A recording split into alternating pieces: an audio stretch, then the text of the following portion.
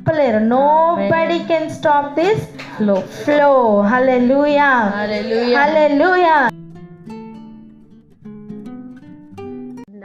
ఆపుతూ ప్రార్థన చేస్తే ఆటంకంగా ఉంటూ పరిస్థితులు మారిపోతూ వాటికి అలవాటు పడిపోయి ప్రార్థనకు దూరం అయిపోతున్న అనుభవంలో ఉన్నావా? ప్రార్థనకు ముఖ్యంగా దూరపరచడానికి కారణం ఏంటో తెలుసా? నువ్వు ప్రార్థన చేస్తే జరిగే కార్యం ఏంటో తెలుసా? అది తెలుసుకోకుండా మనం ప్రార్థన చేయలేము. ఆ ప్రార్థనకు పెదవులతో చేసే ప్రార్థన అయితే కనీసం కిలోమీటర్ అయినా వెళ్తుందో లేదో, కానీ ప్రార్థన చేస్తే జరిగే కార్యం ఏంటో ఈరోజు ఒక మాట చూసుకుందాం. అది ఏంటి అంటే, చూడండి, మనం ఇక్కడి నుంచి ఒక విన్నపం, ఒక లెటర్ రాసామనుకోండి. ఏదైనా చేయమని గవర్నమెంట్ వారికి ఒక లెటర్ రాసామనుకోండి. ఆ లెటర్ వాళ్ళ ప్రభుత్వానికి చేరిన తర్వాత అక్కడ కొంతమందిని కదిలిస్తుంది కదా. ఆ లెటర్ కొంతమంది సంతకాలను తీసుకుంటది కదా. అండ్ ఆ కార్యం చేయడానికి మనం అక్కడికి వెళ్ళలేము, కానీ ఆ కార్యం చేయడానికి అసైన్ చేయబడిన వారిని, వారు ఎంత పెద్దవారైనా సరే, ఈ చిన్న విన్నపం రాస్తున్న లెటర్ ఎంతమందిని కదిలిస్తుంది? ఆ కార్యం కంప్లీట్ అవ్వడం కోసం అవసరమైన వాళ్ళందరినీ కదిలిస్తుంది.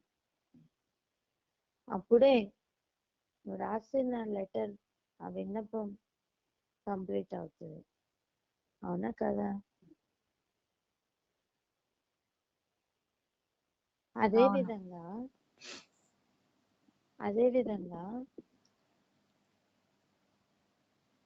పరలోకానికి మనం చేస్తున్న ప్రార్థన చేరిన తర్వాత ఆ విన్నపం మూవ్ అవడానికి,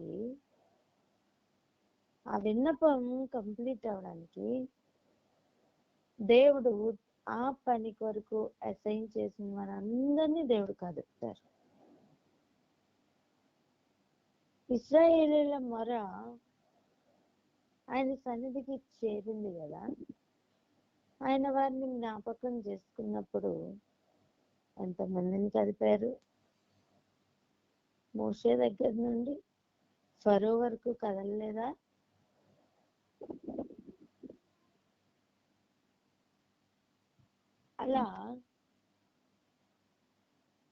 అలా మనం చేస్తున్న ప్రార్థన భూమి మీద నుండి వెళ్తున్నప్పుడు పరలోక నివాసులను కదుపుతుంది. హల్లెలూయా. హల్లెలూయా. కొన్ని పరిస్థితులను కదుపుతుంది. హల్లెలూయా. హల్లెలూయా. కాలచక్రంను చిచ్చు పెడుతూ నరకాగ్ని నుండి రేపుతున్న పాతాళపు మంటలను సహితం ఆర్పివేస్తుంది ప్రార్థన. ఇదిగో ప్రార్థన చేస్తున్న సమయం దేవుడు తన దూతలను ఏ పని కొరకు అసైన్ చేశారో ఆ పని కోసం పంపిస్తారు.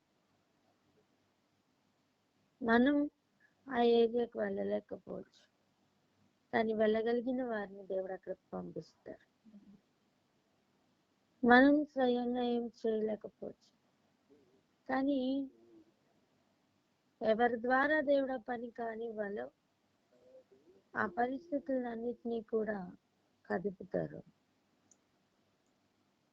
అందుకే భూమి మీద మన సమయం కంప్లీట్ అయిపోతే ఇక మనం ప్రార్థన చేయలేం కనుక, చేసిన అది దానికి ప్రత్యుత్తరం రాదు కనుక అపవాది చేస్తున్న ముఖ్యమైన పని ఏంటో తెలుసా? ప్రార్థన చేయకుండా ఆపడం, ప్రేరేపించడం. ఈరోజు అనవసరమైన ప్రేరేపణలకు గురి అవ్వకుండా, జీవన సంబంధమైన వ్యాపారాల్లో చిక్కుకొనకుండా ప్రార్థన జీవితం కాపాడుకుందాం. పలకండి, నా ప్రార్థన జీవితం కాపాడబడాలి. నా ప్రార్థన జీవితం కాపాడబడాలి. ఎవరు కాపాడాలి నాన్న? వ్యక్తిగతంగా ఎవరి ప్రార్థన జీవితం వారే కాపాడుకోవాలి కాదా?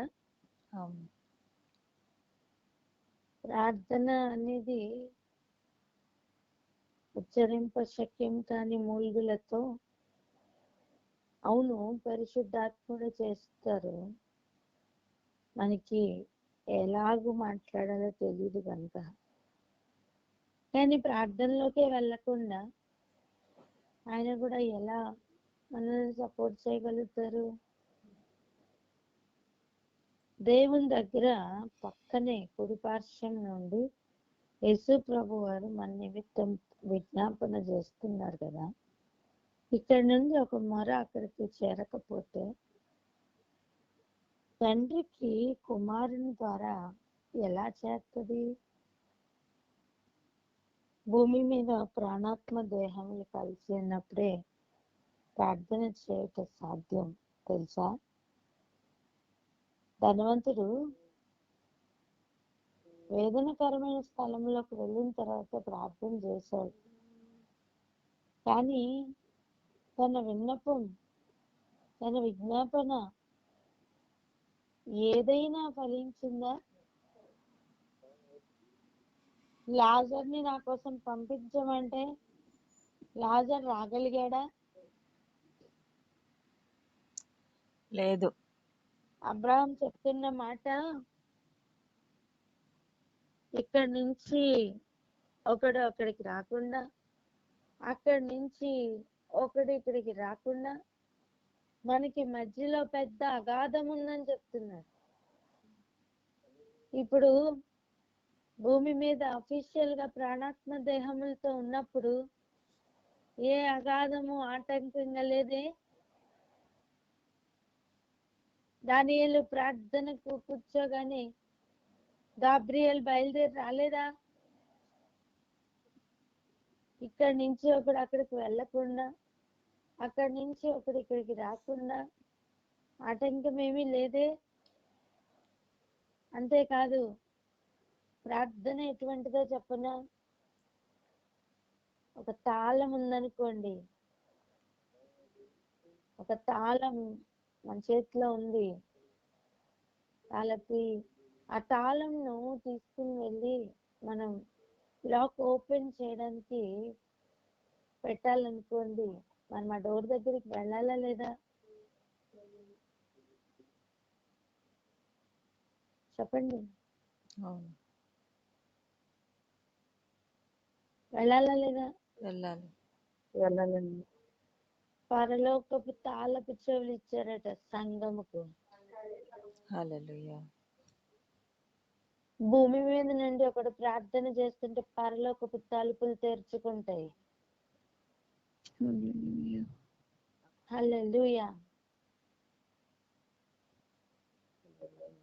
అటువంటి ఒక వ్యక్తి దగ్గర పాతాళ లోక ద్వారములు తాళాలు ఓపెన్ చేసుకున్నా సరే నిలవనేరవు. అర్థం? పాతాళం నుంచి ఒక తంత్రం పరిగెత్తుకుని వచ్చినా సరే వెనకకి మళ్ళీ వెళ్ళవలసిందే.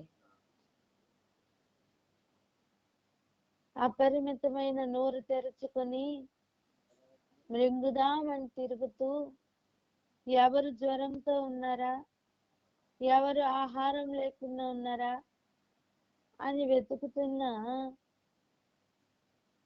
పాతాళంకు ఏ ద్వారమైనా ఉంటే కూడా ఆ ద్వారం కూడా నిలువ నేరదు. ఇన్ని కార్యాలు జరగకుండా ఆపడానికే నానా ప్రార్థన జీవితం భంగపడింది. ఈ కార్యాలు జరగకుండా ఉండడానికే భూమి మీద ఇవ్వబడిన సమయం 60 సంవత్సరాలు అనుకుందాం, పోనీ 70 అనుకుందాం, పోనీ ఎక్కువ వేసుకుందాం, ఇంకొంచెం వేసుకుందాం, 200 సంవత్సరాలు బ్రతుకుతున్నా సరే ఆ టైం అలా పాస్ అయిపోయి వేస్ట్ అయిపోతే ఇక ప్రయోజనం ఉండదు. కనుక అనవసరమైన వ్యాపకాలలో నిన్ను చిక్కు పెడుతున్నది ఈ జీవన సంబంధమైన పరిస్థితులు. వాటిని గురించి ఒకసారి అలర్ట్ అయితే చాలు, నేను ఎవరు ఆపలేరు. హల్లెలూయా, హల్లెలూయా. హల్లెలూయా. రాజ్య సముఖంలో ఉన్నవారు, ముఖ్యమైన ప్లేస్ లో ఉన్నవారు, నిజానికి ఒక మంత్రిగా ఉన్నవారు ఎంత బిజీగా ఉంటారు. దానియేలు కంటే బిజీయా మనం? దావీదు కంటే బిజీయా మనం? పౌలు కంటే బిజీగా తిరిగేస్తున్నామా? కరెంట్ లేని కాలం, కార్లు లేని కాలం, ఫ్లైట్లు లేని కాలం, అంత పెద్ద మ్యాప్లు వేసి పౌలు ప్రయాణం, పౌలు ప్రయాణం, పౌలు ప్రయాణం అని చూపిస్తున్నారంటే ఎంతగా ప్రయాసపడి ఉండాలి.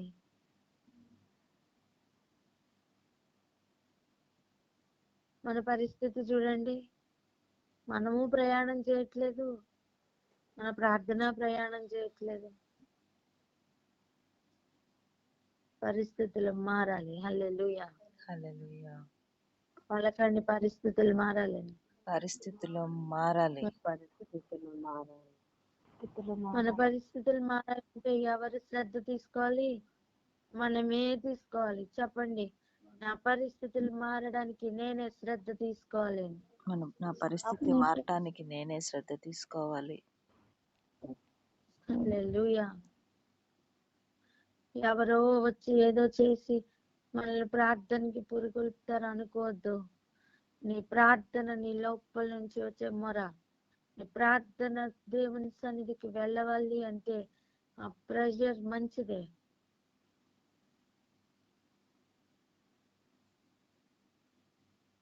ప్రెషర్ లేకపోతే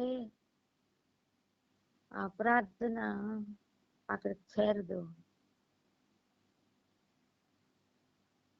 ప్రతి స్థలములోను పవిత్రమైన చేతులెత్తి ప్రార్థన చేయమని ప్రతి పురుషునికి దేవుడు ఆజ్ఞాపించలేదా? చెప్పండి. అవును, వాక్యంలో అలాగే కదా ఉంది. అవును. మనం గమనిస్తే ప్రస్తుతం లోకంలో అలా లేదు తెలుసా. ఆడవారు ప్రార్థన చేస్తారండి, మేము ఉంటాం అని చెప్పి ఒక్కొక్క కుటుంబంలో అలా ప్రార్థన చేయవలసిన పురుషులు స్లైడ్ అవుతున్నారు. ఎందుకు ఇలా జరుగుతుంది? ఎందుకు ఇలా జరుగుతుందో తెలుసా? నువ్వు ప్రార్థనకి కూర్చున్న మరుక్షణం పరలోక ద్వారములు తెరుచుకుంటే, ప్రార్థనకి కూర్చున్న మరుక్షణం దేవుడు ఏ ప్రార్థనకు ఏ జవాబు పంపాలో వాటన్నిటినీ కూడా రెడీ చేసి ఉంచాడు. ఆయన్ని పంపిస్తూ ఉంటారు.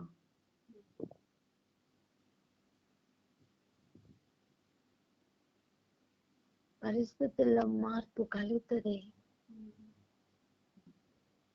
జీవితాలు పట్టబడతాయి. అపవాది ఓడిపోతూ ఉంటాడు. యుద్ధములు జరుగుతాయి. జయం కలిగించే యుద్ధములే. అందుకే ప్రార్థన జీవితం మీద కాన్సన్ట్రేషన్ పెట్టమని ఈరోజు మొట్టమొదటి గడిలోనే ఒక హెచ్చరిక అనుకోండి, ఒక విన్నపం అనుకోండి, జారీ అవుతుంది. ఆమేన్. ఆమేన్. రాగి ఒకసారి ప్రార్థన చేసుకుందాం. ఎవరైనా ప్రార్థన అందుకోండి.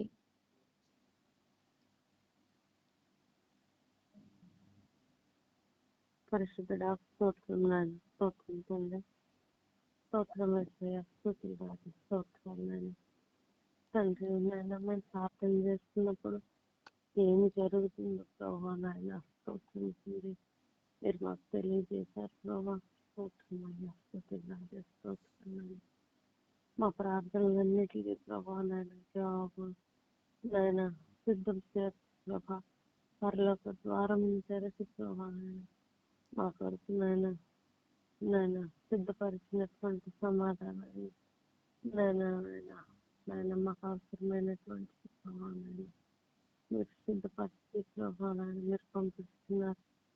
అందుని బట్టి మాకు వందనాలు ప్రభా, స్తుతులు రాజేస్తాను నాయన. ఇది తెలియనటువంటి అజ్ఞానం ప్రభావైనా ప్రార్థన చేయటానికి నిరాశక్తి ప్రభావైనా స్తోత్రం నీరసంతో బద్దకం ప్రభావైనా ప్రతి విధమైనటువంటి మత్తుల ప్రభావైనా జోగాడుతూ ప్రభావైనా స్తోత్రం ప్రభావ ఇంతవరకు ప్రభావైనా నిర్లక్ష్య ప్రభావంతో నాయన మేము ఉంటుంది కదా. అయితే నాకు మమ్మల్ని క్షమించండి తండ్రి, వందనాలు.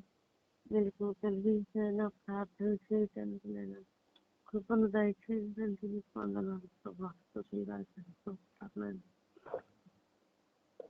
స్తోత్రాలు తండ్రి, స్తోత్రం మా ప్రభా, స్తోత్రం మా నాయన, స్తోత్రం తండ్రి ప్రభా నాయన. మీరు మా ప్రభా నాయన తండ్రి నాయన మరి ప్రభా నాయన దానియేలు ఏ రీతిగా ప్రభా నాయన ప్రార్థనకు ఉపక్రమించి ఉన్నారో ప్రభా నాయన మీరు మాకు తెలియజేస్తున్నారు. ప్రతి విషయం ప్రభా నాయన ప్రార్థన విజ్ఞాపనల చేతనైనా నేను మీ సన్నిధిలో మీ పాదాలు పట్టుకోవటం మాకు నేర్పించండి తండ్రి. నేను మీరు సిద్ధపరిచినటువంటి జవాబులను ప్రభా నాయన మేము పొందుకోవటానికి నేను మీరు ఎక్కడికి చూపించుకొని ఏసై పరిశుద్ధ నామమున ప్రార్థించి వేడుకొని పొందుకుంటున్నాం మా ప్రియపరలో తండ్రి. ఆమేన్. ఆమేన్. ఆమేన్. చదువుదాం దానియేలు గ్రంథం 9వ అధ్యాయం 20వ వచనం 20.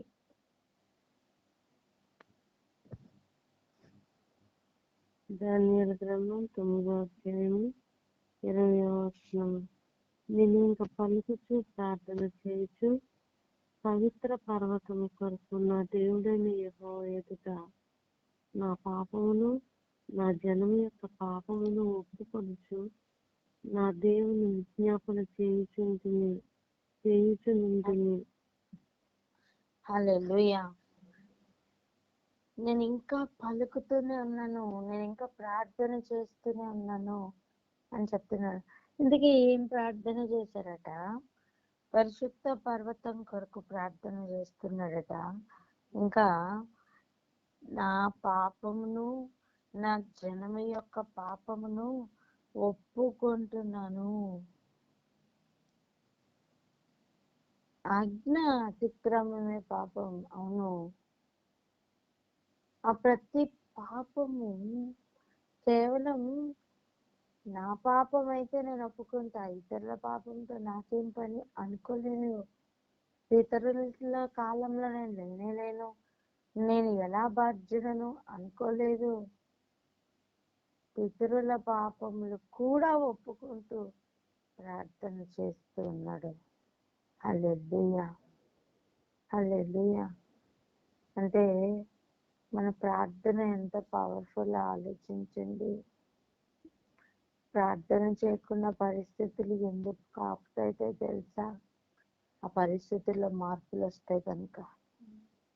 హల్లెలూయా, హల్లెలూయా. లోకాధికారి పనులు కానీ అధికారం కానీ ఇక పని చేయవు గనుక. హల్లెలూయా. అలా పితరుల పాపములతో సహా ఒప్పుకుంటున్న దానియేలు చూడండి, నేను ఇలాగున మాట్లాడుచు ప్రార్థన చేయుచునుండగా మొదట నేను దర్శనమందు చూచిన అతి ప్రకాశమానుడైన గాబ్రియేలును ఆ మనుష్యుడు సాయంత్రపు బలి అర్పించే సమయమున నాకు కనబడి నన్ను ముట్టెను. నిన్నటి దినాన్ని మనం విన్నాం. దర్శనంలో కనబడిన దూత నేరుగా కనబడ్డారు అని. కనుక ముందుకు వెళ్దాం.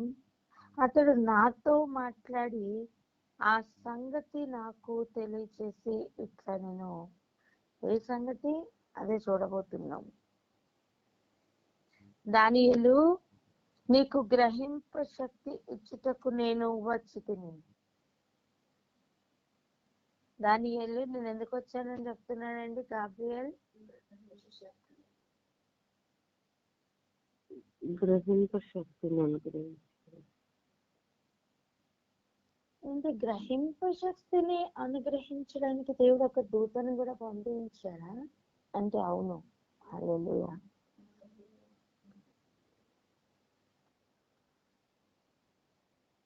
యేసు ప్రభు యొక్క ప్రస్తావన ఎక్కడ ఉన్నా,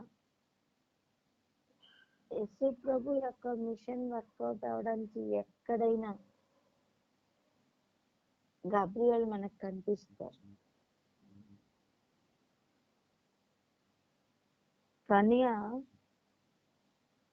మరియా గర్భం ధరించేటప్పుడు ఎవరు కనిపించారు? గాబ్రియేల్. యోహాను, బాప్తిస్మిచ్చే యోహాను మార్గం సిద్ధపరచవలసిన వ్యక్తి. గర్భంలో పడుతున్న సమయం జకర్యాకు ఎవరు కనిపించారు?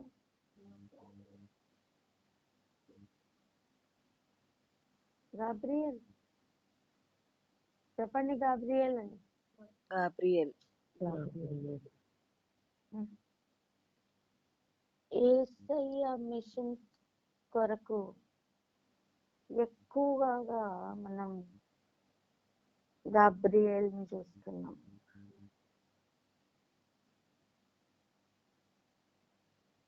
అలా కొన్ని ప్రవచనాలు భూమి మీదకి తీసుకుని వస్తున్న గాబ్రియేల్. హల్లెలూయా. కొన్ని కార్యాలు భూమి మీద జరగబోతున్నాయని వివరించడానికి వర్తమానం పట్టుకుని వచ్చిన గాబ్రియేల్. అండ్ గ్రహించడానికి శక్తి కూడా అనుగ్రహిస్తూ దానియేలును బలపరుస్తున్న పరిస్థితి. చూడండి, నీవు బహుప్రియుడవు. 23. గనుక నీవు విజ్ఞాపనం చేయనారంభించినప్పుడు ఈ సంగతి నీకు చెప్పవలనని, నీకు చెప్పుటకు వెళ్ళవలనని ఆజ్ఞ బయలుదేరెను. హల్లెలూయా. ఆ మాట చూసారా? ఆ మాట చూసారా? ఈ సంగతి నీకు చెప్పాలని, నీ దగ్గరికి వెళ్ళాలని ఆజ్ఞ ఎప్పుడు బయలుదేరింది? నీవు విజ్ఞాపన చేయనారంభించినప్పుడే. నువ్వు విజ్ఞాపన చేయడానికి మోకరిస్తావు చూడు, ఆ క్షణమే దానియేలు యొక్క అనుభవం అండి. భూమి మీద దానియేలు ప్రార్థిస్తే పరలోకంలో గాబ్రియేల్ ని కదిలించాడు దేవుడు. హల్లెలూయా. చిచ్చి, ఇంత చప్పగా ఉంటారు అనుకోలేండి. హల్లెలూయా. స్తుతి కాదు నాన్న, లోపల నుండి ఒక ఫీల్ వస్తుంది. ఏంటి? ప్రార్థన. మనం దేవుని టీమేనా? అవును.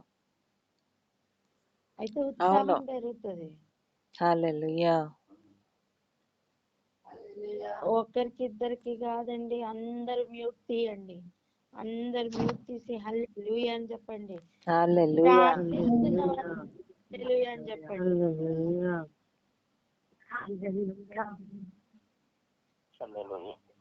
హల్లెలూయా. మనం ప్రార్థిస్తున్నప్పుడు ఏం జరుగుతుందో ఇక్కడ రాయించారు. ఓకే, మన ప్రార్థన కిలోమీటర్ కూడా దూరం వెళ్ళట్లేదా? అలా అయితే ఎక్సైట్మెంట్ ఉండదు. నేను నమ్ముతున్నాను అటువంటి వారు ఇక్కడ ఎవరు లేరని. హల్లెలూయా. హల్లెలూయా. ఆమేన్. ఆమేన్. ఏలియా మిషన్ కంప్లీట్ చేయడానికి దేవుడు బాప్తిస్మం ఇచ్చిన యోహాను పంపించారు. మరి దానియేల్ మిషన్ ఇంకా కంప్లీట్ అవ్వలేదు తెలుసా? ఎందుకంటే దానియేల్కి ఇచ్చిన ప్రత్యక్షతలు ఇంకా ముద్రించమన్నారు, ఓపెన్ చేయలా. ఎందుకు ముద్రించమన్నారు? అంత్యకాలం కొరకు.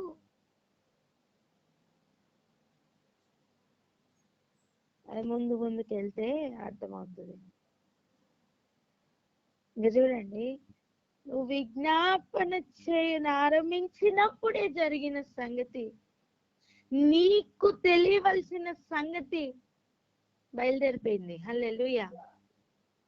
ఇక్కడే మనం ఒక మాట నేర్చుకోవాలి. ఇర్మియా 33:3 చదవండి.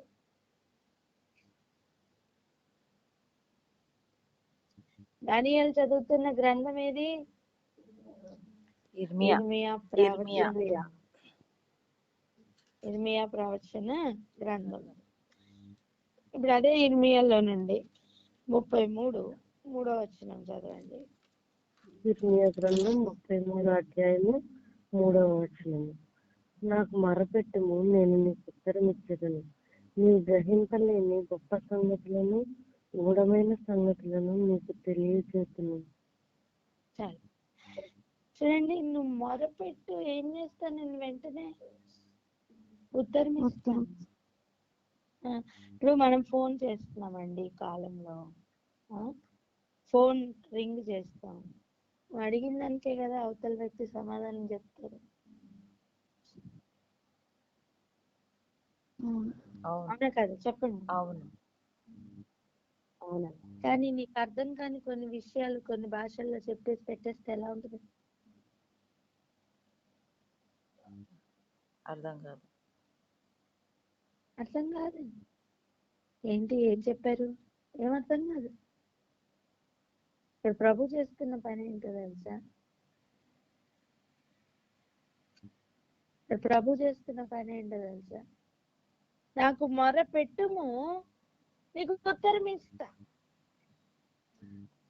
నువ్వు మొర పెట్టకు, నీకు మొర పెట్టేటట్టు దేవుడే చేస్తాడు. హల్లెలూయా.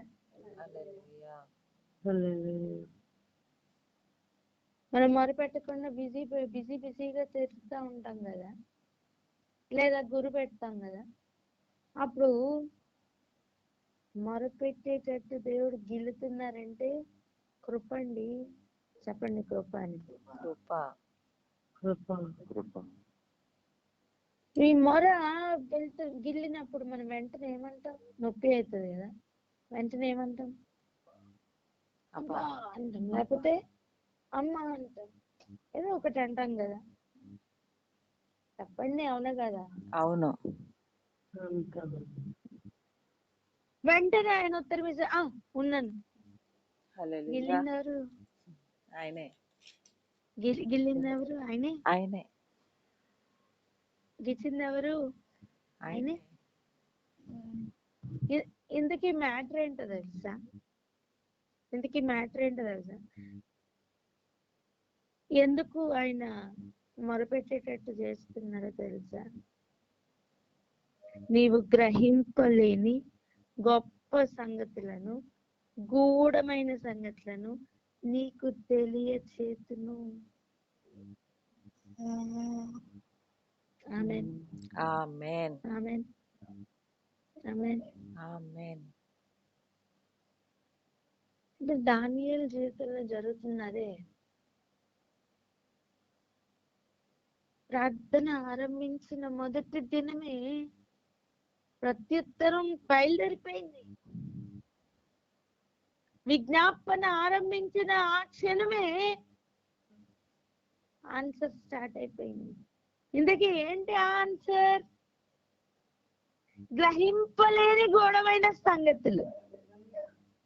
తప్పండమ్మా. గ్రహించలేని గూఢమైన గ్రహింపలేని సంగతులు. గూఢమైన సంగతులు.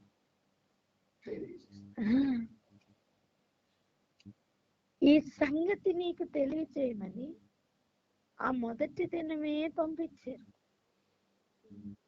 అని చెప్పుతూ ఏం చెప్తున్నారు గాబ్రియల్ చూడండి. కావున ఈ సంగతి తెలుసుకొని నీకు కలిగిన దర్శన భావమును గ్రహించుము. ఏంటంట అవి ఇంకా సంగతులు?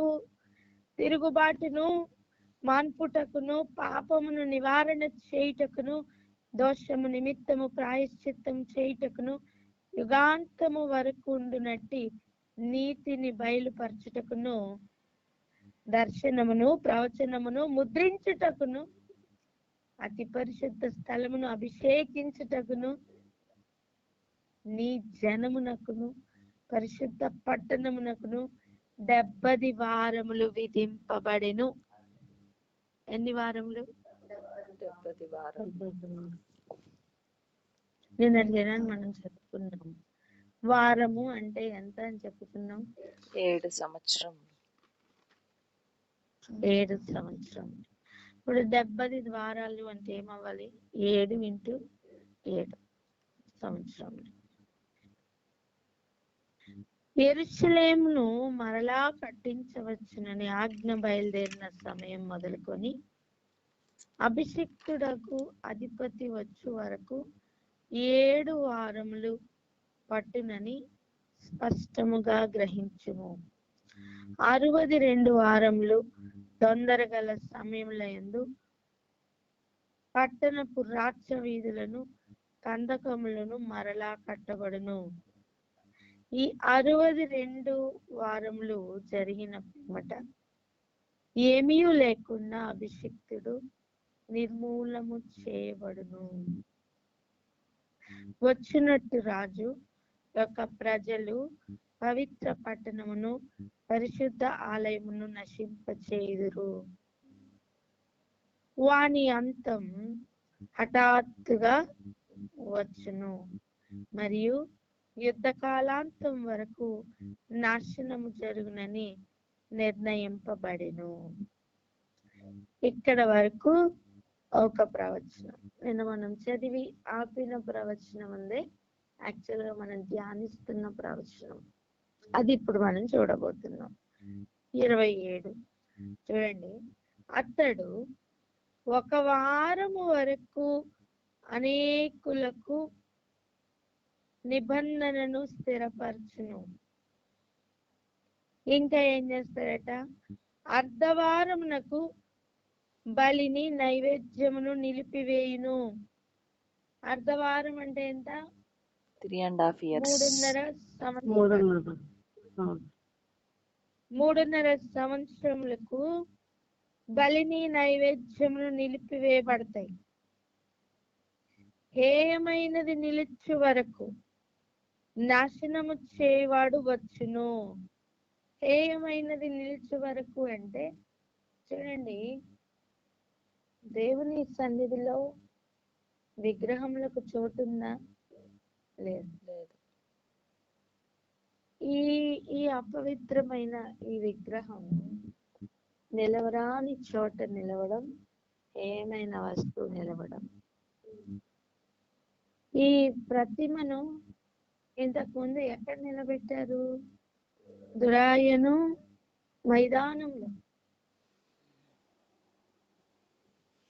కానీ ఇప్పుడు చేయబడబోతున్న ప్రతిమ ఎక్కడ నిలబడబోతుందంటే దేవుని పరిశుద్ధ స్థలంలో నిలబడబోతుంది. అది నిలబెట్టేంత వరకు కూడా ఇశ్రాయేలీయులు గ్రహించరు. అది నిలబెట్టే వరకు కూడా ఇశ్రాయేలీయులు అనుకుంటారు ఈయనే మెస్సయ్య. సర్వలోకము కూడా ఈయనే మెస్సయ్య అనుకుంటారు. కానీ నిలవరాని చోట నిలుస్తున్న సమయం, వాక్యానికి వ్యతిరేకంగా వెళ్తున్నారు అని గ్రహించిన సమయం, అన్నీ కూడా ధర్మశాస్త్రంకు వ్యతిరేకంగానే జరుగుతున్నాయని గ్రహించిన సమయం, అప్పుడు మార్పులు మొదలవుతాయి. ఆమేన్. ఎవరిలో? ఇశ్రాయేలులో. ఇశ్రాయేలీలు ఈ రోజుకి కూడా అభిషిక్తుడిని నమ్మలేదు కదా, ఈ రోజుకి కూడా యేసు ప్రభుని నమ్మలేదు కదా. ఆ రోజు శాస్త్రుల పరిచయాలుగా ఉన్నవారు యేసయ్యని ఇంకా సతాయిస్తూనే ఉంటున్నారు కదా, చిక్కులు పెడుతూనే ఉన్నారు కదా. ఈ లోక అధికారం కలిగిన వారు గ్రహింపు లేకుండానే ఉంటున్నారు కదా. ఆ పరిస్థితులన్నిట్లో కూడా మార్పులు వస్తాయి. ఆ తర్వాత జరుగుతున్న కార్యం, నాశనం చేయువాడు వచ్చును, నాశనం చేయువానికి రావాలని నిర్ణయించిన నాశనం ముగించు వరకు ఇలాగు జరుగును. ఆలోచించండి, నాశనం చేయవానికి నాశనం ఆల్రెడీ రాసి ఉంచారు, డిక్లేర్ అయిపోయింది. ఈ నాశన వస్తువుకు నిర్ణయించబడిన పనిష్మెంట్ ఏంటో తెలుసా? తెగులు ఏంటో తెలుసా? మరణం, దుఃఖం, కరువు. చెప్పండి. మరణం, దుఃఖం, కరువు. మరణం, దుఃఖం, కరువు. మరణం అని చెప్తున్నప్పుడు మన ప్రాణాత్మ దేహాలు విడిపోతున్నాయి కదా. ఇది కాదు వానికి దొరికే మరణం, అది కాదు. అగ్ని కందకములతో మండుచున్న గుండమైన రెండవ మరణం వాడికి దక్కబోతుంది. దాన్ని తప్పించుకోవడానికి దేవుడు మనకు అవకాశం ఇచ్చారు, వానికి ఎలా? వాడు నాశనంకు పోవడానికే భూమి మీదకి రాబోతున్నాడు. జలములలో నుండి, అంటే జనంలో నుండి, జన సమూహంలో నుండి మృగం అని చెప్తున్నావు. ఆ మృగం ఇంకేదో కాదు, ఇదిగో ఈ నాశన పుత్రుడే.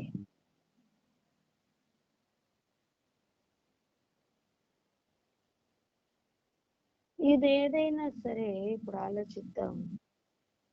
ఈ విషయాలన్నీ కూడా గ్రహింపలేని గూఢమైన సంగతులే కదా. ఇవన్నీ మొరపెడుతున్నప్పుడు చెప్తారట దేవుడు. ఆలోచిద్దాం, మనకి ప్రయోజనకరం కాంది ఏదైనా దేవుడు చెప్తారా?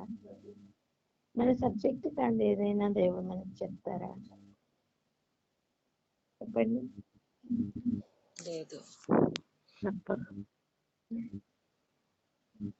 భూమి మీద ప్రజలు యొక్క మొర ఆయన సన్నిధికి చేరాలి. గ్రహింపులేని గూఢమైన సంగతులు ఎన్నెన్నో ఆయన యొక్క ఉన్నాయి. ఆయన జ్ఞానం పొందుకోవాలి అంటే భూమి మీద మనం వేర్రివారిగా మారాలి. అప్పుడే అది సాధ్యం. నాకు తెలుసు అనే వారికి ఆయన ఇంకే చెప్పడానికి ఏదీ లేదు. కానీ ప్రభువా అని మొరపెట్టిన వెంటనే ఆ బిడ్డ అని ఆయన అనేక సంగతులు వివరించడానికి ఆయన సిద్ధంగా ఉన్నారు. మరి మొరపెట్టడానికి మనం సిద్ధమవుదామా? పాపములు ఒప్పుకుంటూ, మన పితరుల పాపములు కూడా ఒప్పుకుంటూ మన సన్నిధిలో కనిపెట్టుకుందామా? నిజంగా ఇన్ని దినాలు ఎటువంటి ప్రార్థన జీవితం గడిపామో కానీ ఇక మీదట మన జీవితం మారాలి. ఆమేన్. తీర్మానం తీసుకున్నామా? ప్రార్థన చేసుకుందాం అక్క. Hallelujah. Thank you Jesus. Hallelujah.